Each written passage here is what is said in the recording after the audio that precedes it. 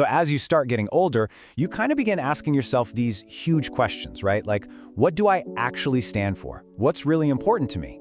It's something literally everyone goes through, so today, we're gonna dive into that and figure out how we even begin to build our own personal system of beliefs. You ever just feel like you're searching for something to believe in? It's a feeling everybody gets, and trust me, it is not new. This whole search for meaning has been on people's minds forever. I mean, just look at this picture. Even the punk band the Ramones were yelling about it back in the 70s. Yeah, they screamed it right into the mic. That feeling of wanting something to anchor you, some kind of system to make sense of everything, but you have no idea where to even begin. And honestly, that's a massive part of growing up, just figuring out who you are and what you genuinely stand for. And guess what? There's actually a word for that something we're all looking for. It's called an ideology. Now, I know, it sounds like a big, complicated academic word, but it's really not. All an ideology is the system of beliefs and values you use to understand the world. Think of it like your own personal compass that helps you navigate everything. Okay, so how do we start putting that framework together? Well, it turns out that most ideologies are built around this one central tension, a really basic question about what's more important, the individual person or the group as a whole. On one side of this, you've got individualism. This is the me-focused idea. It champions things like competition being the best way to push people to be excellent. It values private property and says that protecting individual rights is the absolute top priority. Then on the other side, you've got collectivism. This is the us-focused view. It says, you know what, cooperation is actually the best way to get things done. It suggests that wealth should be shared, and that the health and happiness of the entire group is what truly matters most. But, and this is so important, almost nobody and no society is 100% one or the other. This isn't a simple choice like picking Team A or Team B. It's way more like a spectrum. You might lean more towards individualism when it comes to the economy, but feel more collectivist about social issues. Most of us find ourselves somewhere in the middle. And that middle ground, that's where things get really interesting. We call this the gray area. Because, let's be real, the world is messy, it's complicated, and learning to see all those shades of gray is basically a superpower when it comes to thinking critically.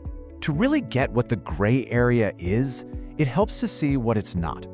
Right after the 9/11 attacks, President George W. Bush made this famous statement, "You're either with us or against us." This is the perfect example of black and white thinking. It draws a line in the sand and says there's no middle ground, no room for nuance at all.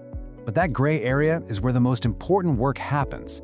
It's where you start to ask the hard questions, where you really listen to other points of view, and you realize that most big issues have way more than just two sides.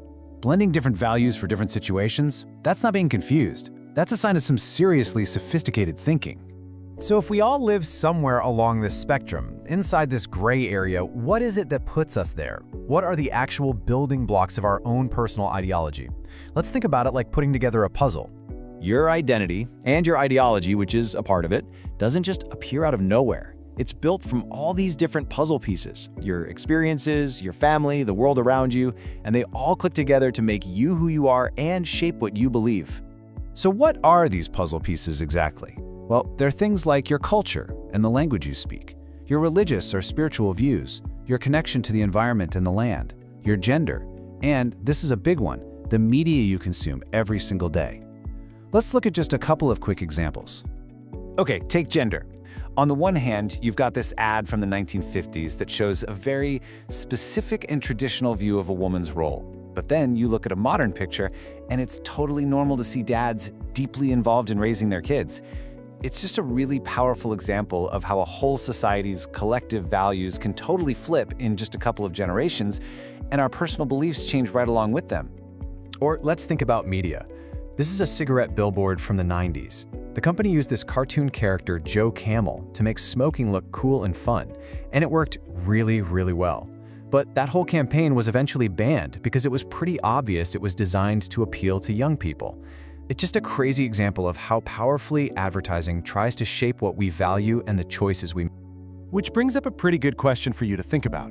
I mean, from the TikToks you scroll through to the Netflix shows you binge, how much does all that media really influence what you and your friends think is important, or cool, or worth your time?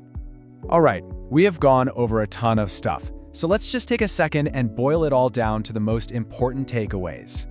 So, 3 key things to remember. First, an ideology is just that personal framework you use to make sense of the world. Second, most ideologies are all about finding a balance on that spectrum between individualism, the me focus, and collectivism, the us focus. And third, your own spot on that spectrum is shaped by that whole puzzle of factors, from your culture to the media you see every day. Now, to make sure all this really sinks in, let's wrap up with 2 quick questions. First one, just in your own words, what do you think is the main difference between individualism and collectivism? And the last one, can you name 2 of those major puzzle pieces, those factors that can shape a person's beliefs and values? Really thinking about these questions? That's the first step in that journey the Ramones were singing about. It's not about having all the answers right now. It's about starting to ask the right questions for yourself. Thanks for tuning in.